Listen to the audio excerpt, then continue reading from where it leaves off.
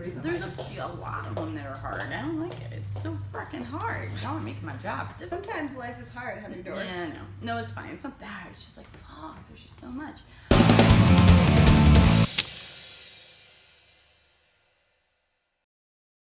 Hi guys, Jessica Cameron here. Thank you so very much for joining us on this super special edition of Scream Queen Stream. For those of you who do not know, we asked our beloved patrons to submit questions that we would answer for a 20-question episode. Well, approximately 20 questions.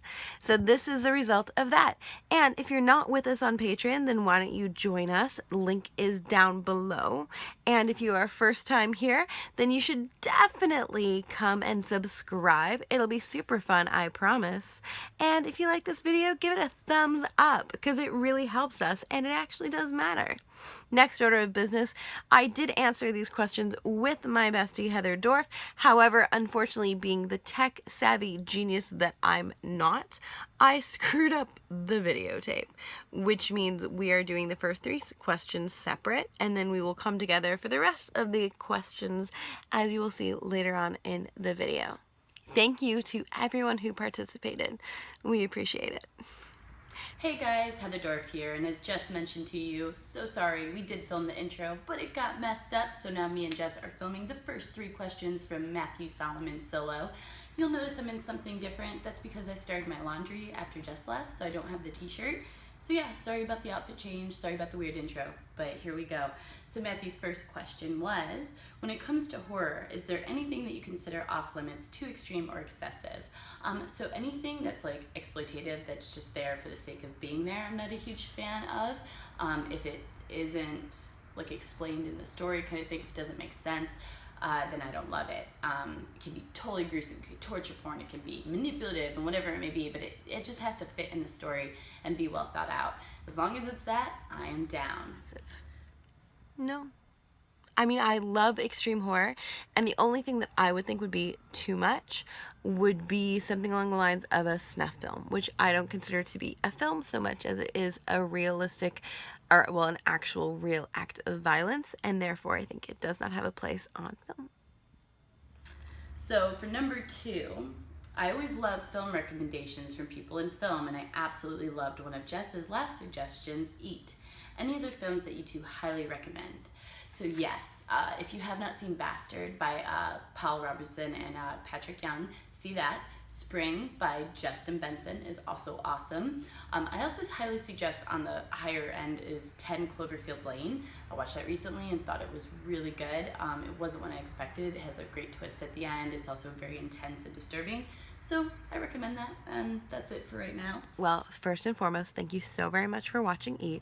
I think it's a really strong independent film, and I'm really happy that people are loving it. They're a really talented group of filmmakers. I am not involved. I am simply a fan like you, but I saw it and I loved it, and I feel like we should share what we love. Hashtag share what you love. Some other films I would highly recommend if you haven't seen them already is Spring. Justin and Aaron, who directed it, did a wonderful job. It's a really original horror tale with an extremely fresh premise. I really appreciated that one. And another great one that comes to mind is Funhouse Massacre. Andy Palmer and his team did just one hell of a job. And it's a really, really sort of fun flick with great effects by Bob Kurtzman, who you probably know from so much awesome stuff, including but not limited to The Wishmaster, wonderful human being and brilliant effects artist, as well as his team, which includes David Greathouse and a bunch of other people that you recognize from Face Off. So definitely check that one out. Highly recommend. All right, so for Matthew's third question, speaking of Eat, Maggie Maddock was an absolute showstopper. Any chance of a future collaboration with her? Any other actors that you would also love to work with? So there is no collaboration at hand that I know about with Maggie, but I would love to work with her. I've heard nothing but good things. Wise as other actors and actresses I'd love to work with, I mean, it's really never ending. If we want to go A-list, I would love to work with Ryan Reynolds in Deadpool, preferably if he was naked. No, but seriously, Natalie Portman, Maggie Smith, Jamie Lee Curtis, Helen Mirren. There's a gazillion. Ian McKellen. I mean, I really can't stop. Indy. I mean, there's just a ton of people. I just love working with new people, and if you're equally or even more passionate about this as I am, I want to work with you, whoever you may be. So yeah, that's really it. You are right. Meggie is phenomenal in that movie. She is breathtakingly beautiful and a brilliant actress.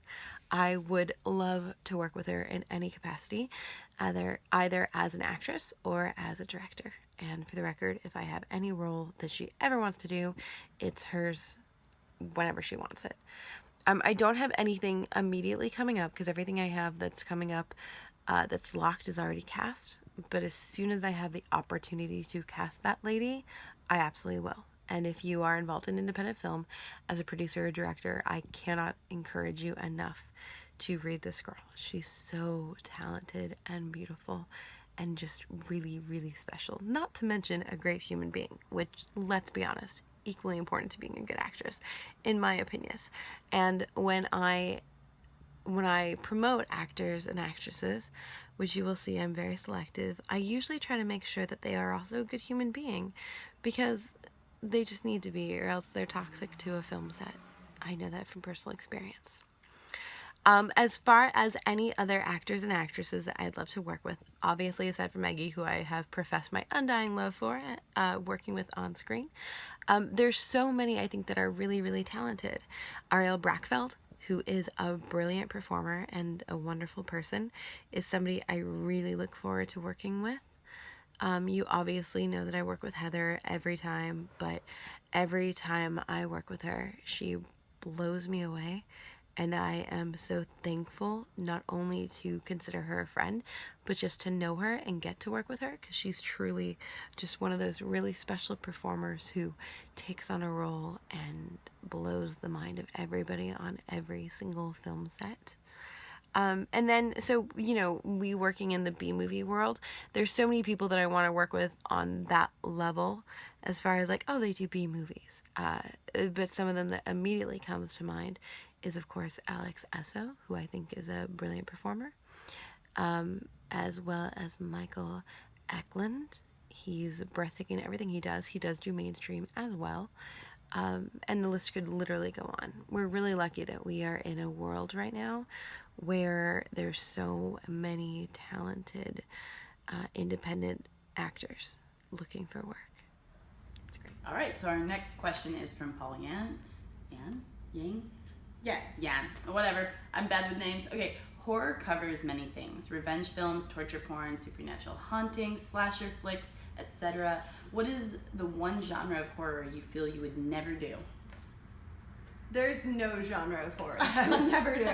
I love it all. I feel like this is kind of leading into that first question. But I feel like found footage is one that I'm really particular about, because I have no desire to make a shitty found footage film. And there definitely are a lot. Most. Right? So certainly that's one that I proceed with caution. Right. I would agree on that too. Found footage, I would proceed with extreme caution. I would also proceed with extreme caution for sci-fi horror, because if they don't have a budget, it's just... Well, you always have to pick for what you can do within your budget. Right. Right. And but I agree. Sci-fi is the one thing, like, it needs some sort of a budget. Even Ex Machina, which had a low budget, granted, still had a budget. And I think it was like high for what we consider. I think it was like 40 million is the thing, but it's low for it's low that for Hollywood studios. Well, it's low for Hollywood studio, but it's low for that type of independent film that had that much, you know, special effects, CGI, and that kind of thing, but still had a $40 million budget. And they consider that low for a sci-fi, so just keep that in mind. If she's wrong, just mention it in the comments. Yeah, I think it was 40 million. I mean, I don't think it's 40 million. I thought it was. If it's 40 million, that's not independent. Or was it only at all. 10? Maybe it was only 10. Even 10. Like, really, usually anything over 5 is not even considered independent by studios. Really? Correct. I thought, man, I don't know. I feel like 10 million. Like 40 million is very comfortable. 10 million, I think, is still pretty gosh darn comfortable.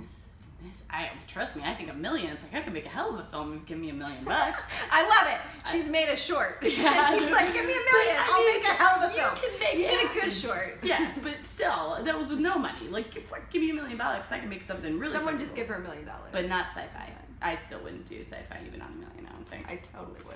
Ugh. Challenge accepted. What? Power Ranger movie. There's one coming, but No. maybe we could do it better. Okay, so the next one from Paul is, what do you feel that you spend the most money on in your lives? We live in Los Angeles. Rent. That's the first thing that pops in my head is rent. I spend a lot of money. For those of you who don't live in LA, our rents are really, really high. And it's the one thing that you kind of can't get around. I mean, within reason. Like, trust me, I have a hell of a deal. In fact, I pay the least amount of rent compared to any person I've ever met who lives in Los Angeles for a one-bedroom apartment. That's true. But it still adds up. You know, it's just one of the things it happens. I literally spend the average American salary on rent a year. It's pretty depressing. Okay, so let's take away the necessities. I'm curious, here's another question. Out of things that are not a necessity, what is it that you spend most money on? Makeup, costumes, clothes. Those three things combined, pretty much. Any one particular? Probably costumes or clothes. True. I mean, I do spend a lot of makeup too, but not nearly as, because the costume will cost me 4 months worth of makeup. Speaking of which, costumes, what are you doing for Halloween? I have no idea. I think I'm going to be a slutty Captain America. I thought we were going to do Puff Girls. Powerpuff Girls? We better start looking Girls, into that. Or we could do like zombie Spice Girls. I would be done for that. But again, we need to start playing this. Sorry. Okay, Brief sidetrack. interruption. All right, so Shawn Freeman, next questions. The first one is, during film auditions, are there any specific little things you do or trademarks you bring to the table to try and receive the yes in a world filled with no's? And with indie films, can you ever go off script during auditions to try and stand out? Or is it best to stick with what's set in stone? Okay, so I don't do there is no trademarks or anything, mainly because oftentimes when you go into an audition, like, you have to understand, usually there's 10, 20, 30, 40, 50 people there. So the opportunity to be like, this is my trademark and you should know what it is, isn't really there. So even if you were to have a trademark and do it, I don't know if they would really translate in a room, because a lot of the time these are like, they're in, you're out, you're in, you're out. Like, literally an audition could be as short as 2 minutes, and it could be as long as 20, like, you just don't know. So there's not really a time to do a trademark, and I personally, I don't have a trademark, I feel, but if I did have like a wink or something, I feel like it would look out of place if people didn't understand what I was doing. In the middle of to your be crying. Like, end scene. I know, right? You know? Right? I do, like, I'm never afraid to like go wherever the script goes, but I still feel like, I don't know if that's just trademark, it's just something that I do. But I will say, like, you have to proceed with caution in Los Angeles. Because, for example, like, if it's a screaming scene and you scream bloody murder really loud, you can actually get the people in trouble at a casting director's office or at other offices. Yeah, so it can really like come to a halt, which could leave a negative impression. So you kind of have to just feel the room, I think, and try to do the best that you can. Right. Though I did have an audition where I had to climb up on the guy's back on his lap, like in the chair, and I just did it, and he was like so impressed with it. He was like, "Hell, you're the only one to do that." It's like, yeah, well, sometimes you have to take a risk. And was this like a real audition? It was. Or was this like it was at Cass. It was at Cass. No, it was at Cass. Did you get that role? I'm just curious. I did not. You know why? You fucking should have. You know why? You know why. They actually did really like me, and I really liked them. But also, to be fair, they needed a singer, and I was like, I can't sing, and I told them that right. But you sing, like, with such gusto. No. I don't want to sing with gusto on performance. film. No. Okay. Anyways, what was the second part of that question? The other part, yes, the other part is, do you go off script in an audition? Okay. And I feel like no. I mean, like, if you mean off script, like completely outside, no. I mean, we might like change a few words here and there if like we're trying to do it like off, like not holding the script in our hands. We might make big choices. Like, I know I had one scene where I was supposed to like throw like a can at someone, and obviously I'm not gonna throw a can at someone, but I just threw my script papers, and again, they liked it, but I didn't hit anyone with it. I made a point just to show them, anger behind it without hurting anyone. So, but that's not going off script, it's just making big choices. I think, like, you have to be really careful because you never want to offend or alienate someone. Right.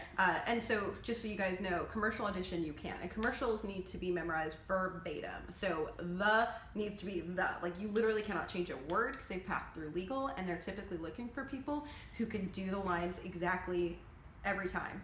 I think when you have an independent film or a show, you can be a little bit more less specific about the exact wording in some situations, but I think the goal is you always want to try to do the lines that they've written to the best that you can. Right. And I think if you start changing the words, you risk offending the people in the room, because if somebody wrote them and you change them, people can get really pissy about that.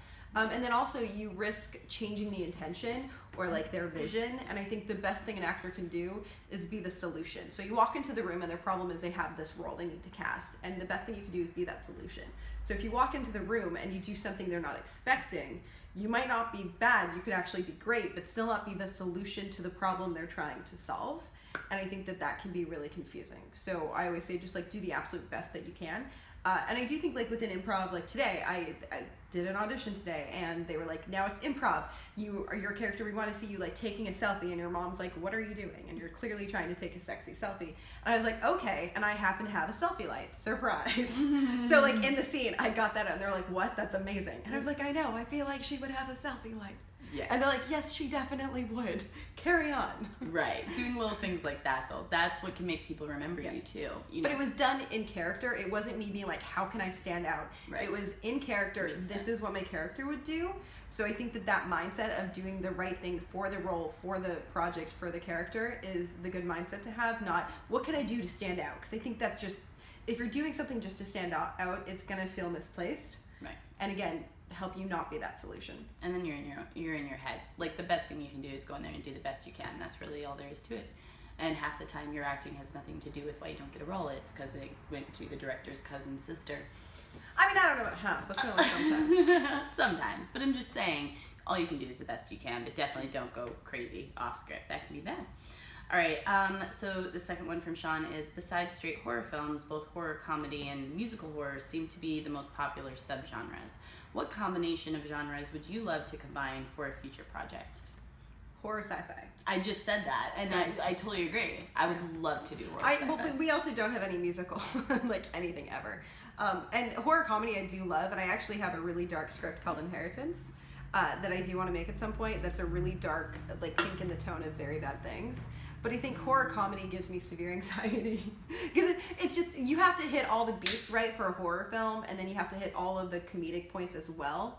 Because like literally, comedy is one of the things where it has to be like, bam, And you have to really you've got to really hit actors. it. Yeah, and if you don't hit it, you just have nothing. Right. Just like horror. Like horror is similar in the sense of you have to go bump scare. Right. You know, you've really got to hit it home. So it's tricky. So I'm much more inclined to the horror sci-fi, but I've yet to come up or have an idea where I'm like, I have to make that, which is why I haven't done it. Yeah. And because she won't do it unless apparently I have $1 million fucking dollars. Horror sci-fi, you have to be so careful. I was actually gonna do one with Tony Wash, freaking love that roller derby horror. Yes! Film. It was a mix of sci-fi, comedy, and horror, but it was like the best script ever. I still hope they do Tony, that let's one day. make it. It'll be awesome. I was the only one that could roller skate too, so I was like, I mean, down. I will fucking learn. I was roller skating throughout the whole movie because I was the only one who could do it. So literally, I'm just roller skating everywhere. It was Side really note, if you're amazing. making a roller skating movie, cast this one. Apparently she's well trained. I do love roller skating. But yes. All right. So, have you ever considered writing a horror novel together? If I could write a novel, I would have. She's like, I thought you've already been writing them. I wrote 6 chapters, and then I stopped. Over like how many years?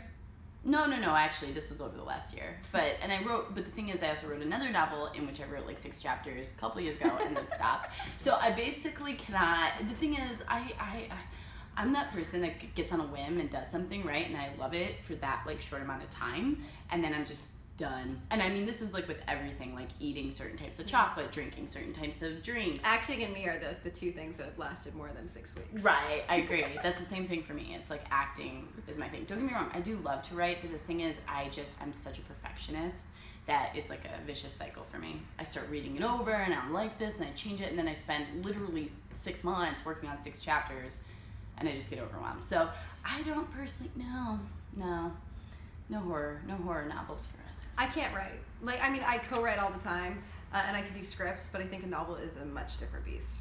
So I think I could write a novel if I ever had enough I discipline. don't love the process. I literally just do it out of necessity. Right. And I relish the day that I can throw money at that fucking problem and pay someone else to do it well. Right. So our next question comes from Irene Helenowski.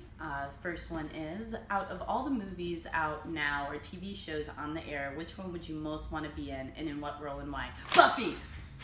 Playing Buffy. I just threw the papers. Why did you do that? I don't know. Apparently that she's was really stupid. excited. Did it include past ones? It's an all You ever. can't ask. You can't look. 'cause you threw No, the it paper just away. said out of all the movies and all the TV shows, out now. So out just means out, doesn't mean necessarily playing right now.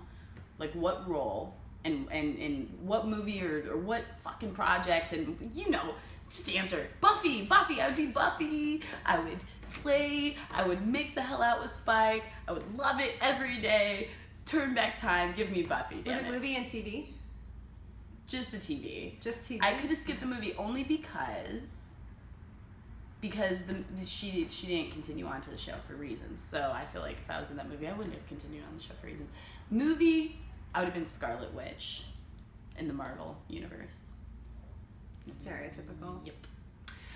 TV show, I honestly don't know. Like, there's so many great TV shows. I would have loved to have been a part of Sopranos. Like, that's the one that immediately comes to my mind because I think it's such a familiar show. And it's like the first time that I really remember watching television and being enthralled with it. Not just like having it on in the background when I did homework, but really being like, this is amazing. Mm-hmm. This is, I can't take my eyes off this. I need this in my life. So that for sure. And then a movie, I still want the female role in The Shining. And I would play her really fucking strong. I'd give Jack Nicholson a run for his money. Be like, take when that. He hated you. Oh, he might have. I mean, it could go either way. Sorry, I was just thinking Game of Thrones. Game of Thrones would be Stranger amazing. Things. I would love to be a part of Stranger Things as well because that's a really good They're show. doing the second one. I know. We just gotta like run up on that set and be like, we're strange and have things. One of us is. We can do this. Okay, I have to go get the papers. I'm gonna make you go do that because you're the one who threw it. God damn it. Mew, mew, mew, mew, mew, mew, mew, mew. Fuck you. I won't throw them again. Damn it. Apparently when you're really excited you throw things. First in the audition, now here. Yes, I do. Okay. So Irene's second question is, any idea when Dissolution will be out? It's called Desolation. Oh, shit. Best friend. You literally put Dissolution, so I spelled it Dissolution. I just copied the questions. Desolation. Desolation is in post. It's taking a little bit longer because we've got so many other things on the table, obviously. Mania is doing its festival circuit. So Mania will be ending its festival circuit hopefully towards the beginning of this year, of next year rather, and then Desolation will start doing the rounds. So look for that soon. Killer PA will follow shortly thereafter. And I'm really excited for that one, probably most of anything, because I think it's really, really fun and original, and Dorff has seen parts of it and really liked it. And also was really happy she was not on camera. Correct. The movie that makes me realize I made a good decision, because there would have been some fights. It would have been like real world meets like film. It just sucked. Anyways, so number 3. Any other fest conventions that you will be attending this year? You have one coming up. Yeah, I'm going to be at Long Beach, like, this week. Yeah. Doing a panel on Sunday. That's awesome. I don't know if Dorff is going to go, but she can if she wants. You just have to let me know. I'll hook it up. What, next weekend? Yeah. I might actually do Could that. be Why fun. not? It's so I'm going to fun. be there, and then there's some other stuff in the books, in the works, but nothing's committed. So as always, if you guys want us somewhere, let us know and request us at the convention. And then that way they know that there's a demand, and then we can get our people on it, and it just helps us to get to where we need to be. And there's so many conventions, we really do want to try and pick and choose and be at the ones that we are wanted at, and that we can hang out with our friends and have a great fucking time. And there's just too many to keep track of. So you tell us and request us, and we'll try to hit as many as possible. Right. Sorry, I had a burp. Okay, Terry Smith. First question. Is there a shooting schedule for TOD2? Truth or Dare 2. There is no shooting schedule yet because we are waiting on the next one to be filmed, but we are hoping for sometime in 2017. I'm not exactly sure. When you say the next one, they don't know what you mean. Well, You're her next feature. My next. Well, they know I only do features. Well, but they don't know what you're talking about. You said the next one. Next one what? The next TOD 1.5? The prequel? 0.5? I don't know. Tempt me, Dorff. She has another feature that's in the Wharf works. Dorff origin. Oh God. Maybe. Stunt Cunt right? 2.0. So no, we don't have an exact date for that. I will tell you the script is great. The script is, in my opinion, something that we could go into production tomorrow. We are just waiting off because I need to get this other film done first, and I need to get an ending, Desolation, Killer PA all finished. So that's the sort of pause on that. And also, Truth or Dare 1 needs to come out, which we are going to have more information for that very soon. I'm really excited.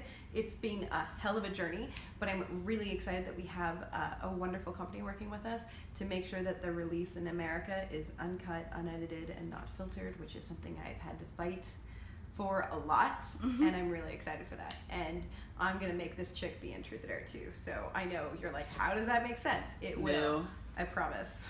That's all I gotta say about that. Moo. Okay, question 2 from Terry is there a status or statement you can give on your next directorial effort? Whoops, we just kind of did this. Terry, it's funny you ask. Probably should have read that one. Right? I mean, well, we're all friends here. You're our favorite people if you're watching this. So I am doing a movie called Besties next. It has not been announced, so this is an exclusive. It's something that I really, really love. It is an original film that is a similar concept to what you've seen before, but it goes different places than what I've seen, and it explores a lot of subject matter that I really want to explore. It's got all of my favorite people involved, so you're going to get more information on that very soon. We are looking at shooting sometime in November, so stay with us, and as soon as we have more information to give to you, but it's going to be called Besties, and that's why you see me hashtagging Besties all the time. Again, quote. Okay, so Karl Franks, his question is, which filmmakers, films, actors, or actresses are your biggest inspirations? What and who are your biggest inspirations? Well, I go to my parents, first of all. I always go to them. I know that it's not film specifically, but as far as work ethic, nobody that I've ever seen, myself included, worked as hard as my parents, who worked 7 days a week at a company that they built from the ground up and worked their asses off. They would work up to 18 hours a day with a smile on their face and were wonderful human beings. So I get a lot of inspiration from them, and I know you do as well. Right. Yeah, I'd say my parents are a huge inspiration for me, period. Industry-wise, I mean, I think, we go to the classics, which we talk about a lot in interviews. Jamie Lee Curtis, certainly because I feel that she did, being one of the very first prominent scream queens, she did some really wonderful work within the horror genre. And then I also love how she's handled herself after leaving the horror genre, both in press, publicity, involved with charities, with organizations, and just being a genuine good human being. So she's somebody I look up to, and I love the fact she's coming back around to horror. She's done a horror convention that totally benefited charity, which is amazing. And now she's obviously on the show Scream Queens, which is horror adjacent. I don't know if I'd call it horror, but horror adjacent. So she's certainly one of them. And I think there's so many other people, Jennifer Lynch, who is a wonderful, talented director, currently working on The Walking Dead and a myriad of other things. So there's so many people I think that are great. I think for me, if I could end up like two women, period, career-wise and just personality-wise, it would be Maggie Smith and Helen Mirren. I want to be just like them when I grow up. I really do. I love those two women. They're amazing actresses. They're spunky. They don't take shit from anyone. They say exactly what they think. They do what they want. I love it.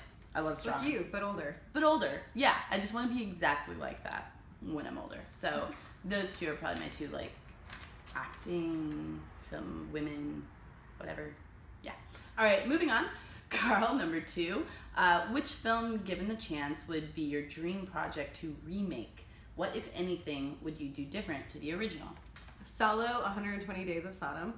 And I would pick a POV, and I go back and forth, so it would really just depend upon how much money I had and what year it was made. Because I go back and forth. The original, which I really, really love, to me is so 70s in tone. I would make it much more graphic and vicious, because obviously that's what I love. And I would pick a side. So right now, they kind of flip-flop between, like, you see the victims, you see the captors, you see the victims, you see the captors. And I think that you could actually do 2 movies. You could do one totally from the point of view of the captors, and you could do one from the point of view of the victims. And I think they would be equally strong and equally fascinating. It would just sort of depend upon, I think, the money and what I had to work with. And I would cast really interesting choices, because I think with such a large scale ensemble piece, you could be really creative with your casting and kind of get away with it, because you have so many other people to balance it out. So I'd really give that opportunity to hire on people who hadn't done a graphic horror flick to sort of get their, take on it. Okay, so I actually have 2, and you guys are going to laugh. Have you seen 120 Days of Sodom? No. We should make her watch it. Yeah. Carry on. Okay, so I have 2 that I would do. John Carter of Mars being one of them, because that book is amazing and that film sucked. It was not anything in comparison to the book. I mean, literally, like, not at all. It's not the same fucking thing. And trust me, if you've read Princess of Mars, then you know they're all naked. Okay, I get it. We probably couldn't do that particularly. But totally can do that. Well, just get naked. You're limiting. Anyways, maybe not the nudity, but still, there was so much about like the characters and what happens and everything that was not included in the film that could have been. There was no reason why it shouldn't have been. Gone Girl has proven you can actually make a film exactly like the book, verbatim, and it works, and it's possible. Even if it's an 800-page book, you can do it in one movie, and it can be well done. So John Carter Mars would be my first one. My second one would be I Am Number 4. I recently started reading those books. They are really good. Pittacus Lore, whatever the hell his name is. Actually, it's James Frey and a few other authors co-wrote the series, the I Am Number 4 series, the Lorian series, and it's just really good. And I think that film was a travesty. Again, another example of like, what the fuck?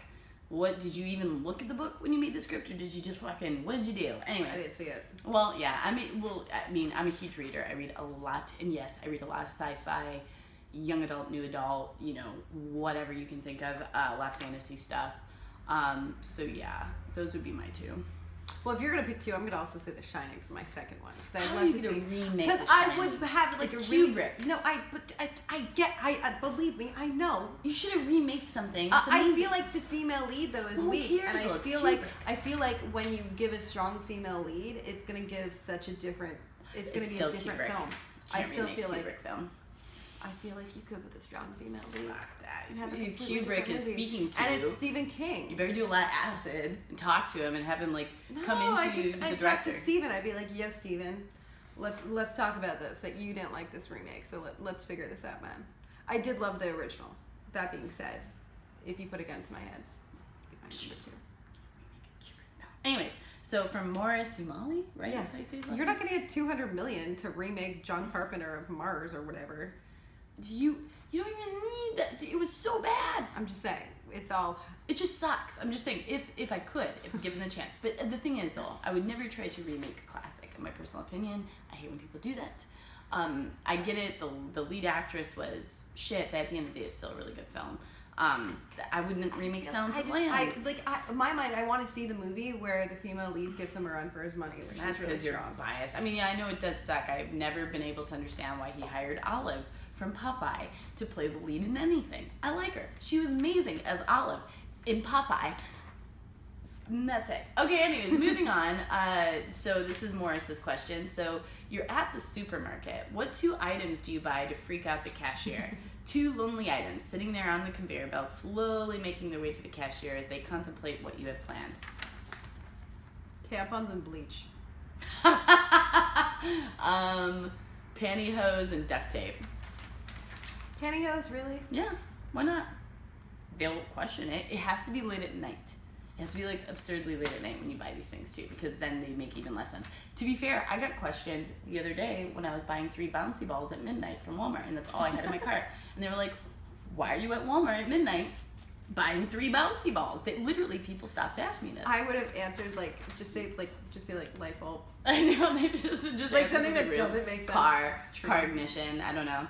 Okay, so that was it for Morris's question. I love that. I can't, Morris, tell us what yours would be down below. And if you're watching this, share what your 2 items would be down below in the comments, because that's fucking awesome. I want to see what you guys can come up with. Condoms and spray paint. I mean, there's all kinds of things. Anyways, condoms and a shovel. All right, Barbara Driftwood. Her first question is there anything you can tell us to make shooting our very first horror film in October go smoothly? Don't shoot it in October. If you're a horror fan, October is such a hectic month already. I always try to not shoot in October if I am directing or producing. Now, granted, LA is especially hectic and busy during that month because it comes alive. But I find my social calendar and things that I consider must-do events where I'm really excited about. I need to go to this haunt. I need to go to this horror attraction. I need to go to this horror film. There's so much of these things that fills my heart with great joy in the month of October that if I were filming and couldn't go to them, that it would be it would tug at my heart because I'd be like, I love filming, but I really love this other thing. So I personally always try to schedule my movies so that I am not filming in October. I obviously do act sometimes in films that I don't make the schedule on, so I understand that there is a time and a place, but if there's anything you can do, and if you love Halloween and everything about Halloween like I do, your best bet is probably to do it in November, weather depending, obviously. Right, depending on your area and stuff. My thing is be as prepared as you can be. Try to think of everything you can and understand that things will still go wrong. Mm-hmm. Things are going to fall through last second. But that's like any time. Right. That's not October specific. No. They're just saying to make it go smoothly. I just think be prepared as best you can, but understand you can never be fully prepared. Making a movie is like having a kid. You can read all the books, you can watch other people do it, you can be on the film set until you actually start doing it yourself. It's a learning experience. And everything that can go wrong will go wrong. Yeah. I've had 5 backups for a location and all of them fall through. And you're like, how is this even fucking possible? That's the other thing about October is when I say like my schedule is really busy, so is everybody else's. So it's that much harder to get locations. It's that much harder to do things. And the other thing is if you have a lot of exterior shots, you might run into issues with having decorations and things marking the fact that it is Halloween that may or may not be relative to your plot. So again, be wary of that. I think there's just, anytime you do anything around a holiday, you fall into the trappings of that holiday. So again, people with prior commits where they can't necessarily do it or they can't do it with timing, family obligations, and then also decorations and such. So just keep all of that in mind as you're doing your scheduling and be really understanding, because I think when you're doing an independent film, there's always limitations and you have to figure out how you can work within those limitations, because you can't just get rid of them. Right. Yeah. Good luck. Okay, number 2 from Barbara is, what made you go into the horror genre? Fluke. I just knew I left my day job and I was like, I need to fucking act. I need to pay these bills, yo. So I was like, I'm just going to audition for everything that looks good that's paid. And by fluke, I was living in Ohio, and most of the stuff in Ohio was horror films. So it worked out really well for me. It's my favorite genre to watch. It always has been. So it was sort of just perfect, but it wasn't like intentional. I never was like, I'm only wanting to focus on horror films. Right, same thing for me. It was fluke. I was in Chicago, Midwest, which is very well known to pretty much anything that's paid is pretty much a horror film because, just got a lot of indie filmmakers. It's cheap and stuff to film out there. So yeah, it was just kind of domino effect. Did one, and other people suggested me to others, and then all of a sudden, here I am years later and still doing them, and I'm totally happy with it. I would have never imagined it, but it's been a great experience and great fan base and great people involved, and I don't know, it's super fun to film a horror film. It really is. It's a lot of hard work, but it's fun. So, okay, number 3 and the last question of the day from Barbara is, will you be directing any upcoming horror films? Well, besties. Truth or Dare 2. Yes. Inheritance, if anyone wants to film or give me funding for a dark horror comedy that's like very bad things but funner. Right. So there you go. No on me, no. Never. Come on, what they say too. There's a sequel there, Dorff. There's not. No. I'm lying. Yeah. Awesome. Thank you guys for joining us. We really appreciate it. If you like this, please give us the thumbs up. It really helps. And if you're new here, subscribe. And if you feel like you want to be more supportive and even more awesome than both of those 2 things, please check out and join us on Patreon, where you can get signed swag, exclusive access to, previews, events, things like that. We would love to have you there. And we hope you guys have a wonderful week. Bye, guys. I was totally waiting for you to do a sign off. I was just gonna wait. You did great. Nothing. I know. Fuck it. You're like, I'm just here for the ride. I know. You did it really good.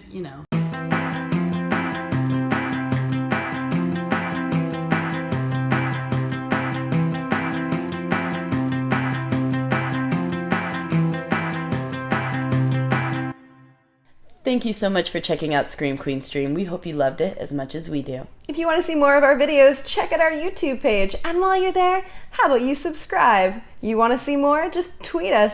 Find us on Facebook. Join in on the fun. And most importantly, if you really want to join us on this crazy ride, check out our Patreon page and become a patron for amazing, awesome perks that we give out monthly. As well as early access to all of our videos. Free giveaways. And a whole lot more fun shit. So check it out. We'll see you there. Stay bloody. You stole my tagline. I did. You're a horrible friend.